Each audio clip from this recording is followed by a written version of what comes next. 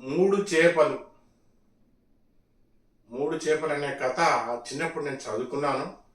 నేటి కాలంలో ఇలాంటి జానపద కథలు నీతి కథలు ఉన్నాయా లేవో నాకు తెలియదు. మాకైతే మా టీచర్లు చెప్పారు, అవి మేము వాటిని పాటిస్తున్నాం. ఆ విషయాలు మా జీవితానికి ఎంతో ఉపయోగపడ్డాయి కూడా, పడుతున్నాయి కూడా, ఇంకా కూడా. అయితే ఈ కాలంలో ఈ ఇంగ్లీష్ మీడియం చదువులు వచ్చినాక ఏమున్నాయో ఏం లేవో నాకైతే తెలియదు, తెలుసుకోవాల్సిన అవసరం కూడా పడలేదు. అయితే ఇప్పుడు విషయం ఏంటంటే, మేము చిన్నప్పుడు మూడు చేపలు అనే ఒక కథ విన్నాం. మా గురువులు మాకు నేర్పారు మూడు చేపలు. దాంట్లో ఒక చేప ఏమంటదంటే, మిగతా రెండు చేపలతోని రెండైంది మిగతా అన్ని చేపలతో చెప్తుంది, ఇగో రాబోయేది ఎండాకాలం, నీళ్ళని ఎండిపోతాయి, ఎండిపోతే మనం ఈ ఇక్కడ బతకడం కష్టం, మనం వేరే చోటుకి నీళ్లున్న చోటుకి వెళ్ళిపోదాం అని చెప్పి ఒక చేప చెప్తాడు. మిగతా రెండు చేపలు వినయ్, వానికి అన్ని అనుమానాలే, లేనిపోని భయపెట్టిస్తాడు, గట్లనే చెప్తాడు. ఆయనకి బుద్ధి లేదు, మన లేదు, వాడకుండా మననం టెన్షన్ పెట్టిస్తున్నాడు అని చెప్పి మిగతా రెండు చేపలు భావిస్తాయి. సరే, ఆ చేప ఏం చేస్తాడంటే, మీ కర్మ అనుకొని తన భవిష్యత్తు చూసుకోవడానికి వేరే ఊరుకో, వేరే పనికో, వేరే దూర ప్రాంతానికి నీళ్లున్న ఒక పెద్ద చెరువుకో లేకుంటే పెద్ద నదికో వెళ్ళిపోతాడు. తర్వాత కొంతకాలానికి ఆ చెర్ల నీళ్లు ఇంకా తగ్గిపోతాయి. కాలానికి అనుగుణంగా రాబోయేది ఎండాకాలం అనుకోవచ్చు, ఇంకేదని అనుకో, ఆ చెర్ల నీళ్లు వెళ్ళిపోతాయి. అప్పుడు ఒక చేప ఏం చేస్తాడంటే, వాడు వెళ్ళిపోయినోడు చాలా కరెక్ట్ చెప్పాడు, వాడికి ముందు జాగ్రత్త మాకు లేకపోయాయని చెప్పి, ఎందుకైనా మంచిది అక్కడ ఉన్న మూడో చేపతో, అని నేనైతే వెళ్తున్నాను, నువ్వు కూడా రారా, వాడు పోయినోడు అయితే చెప్పింది కరెక్టు, మన జాగ్రత్తలు మనం ఉండాలిరా, పోదాంపా అంటే వాడు వినడు.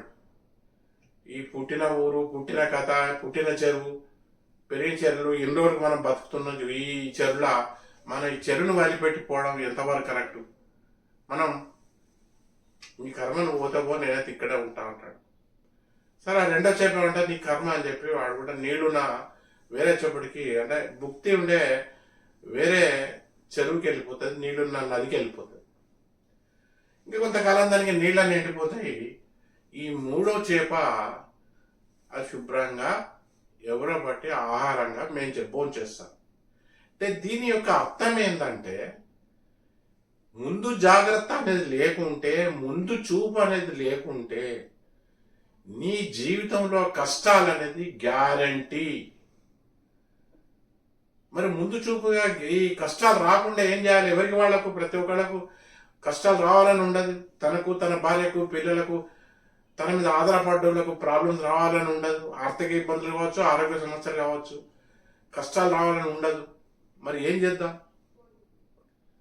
ఈ ముందు చూపను సూచించేదే, రక్షించేదే ఏకైక శాస్త్రం వాస్తు శాస్త్రం.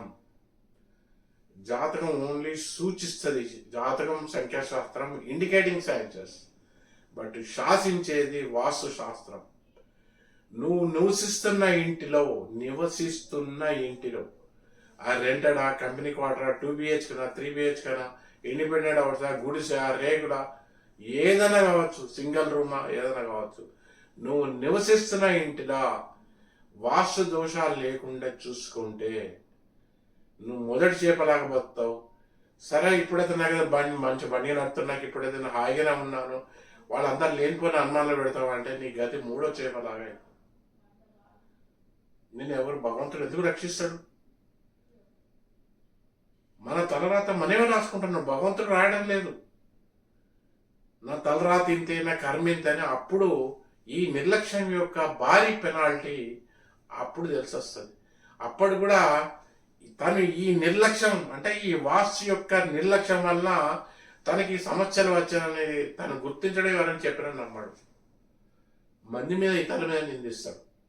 ఫలానా వాళ్ళు ఎవడు ఇట్లా నాకు ఈ సమస్య వచ్చింది, ఫలానా ఏవాటి నాకు ఈ నష్టం వచ్చిందని అంటారే తప్ప తమ పొరపాటును, తమ తప్పును ఒప్పుకోరు. సో ఈ ప్రజలు అనేవాళ్ళు, వాళ్ళు చదువుకునే చదువు పొట్ట నింపుకోవడం తప్ప కామన్ సెన్స్ నేటి కాలంలో ఉండడం లేదు. ఎవరికి చెప్తే అర్థం చేసుకోవడం లేదు.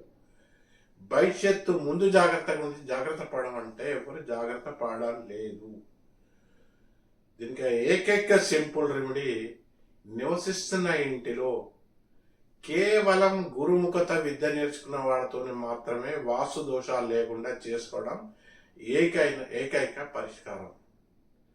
నిజంగా వాడు చేసిన పాపకర్మను అనుభవించాల్సిన వారికి, నిజంగా కష్టాలు అనుభవించవలసిన వారికి, ఏదైనా శాపాలు ఉంటే ఆ శాపాల యొక్క దుష్ఫలితాలు అనుభవించవలసిన వారికి నీ ఇల్లు వాస్తు చూసుకోవాలంటే వాళ్ళ కోపం వస్తుంది.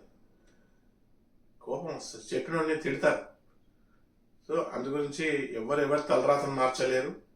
మీది మీ కుటుంబంది మీ బాధ్యతలు సక్రమంగా ఉండాలంటే, మీ ఆరోగ్యాలు బాగుండాలంటే, ఆర్థిక ఇబ్బందులు బాగుండాలంటే, ఎవరితో తగాదలు ఉండద్దు అనుకుంటే మీరు కేవలం గురుముఖత విద్య నేర్చుకున్న వాళ్ళతోని మీరు నివసిస్తున్న ఇంటిలో వాస్తు దోషాలు లేకుండా చూసుకోవడమే ఏకైక మార్గం.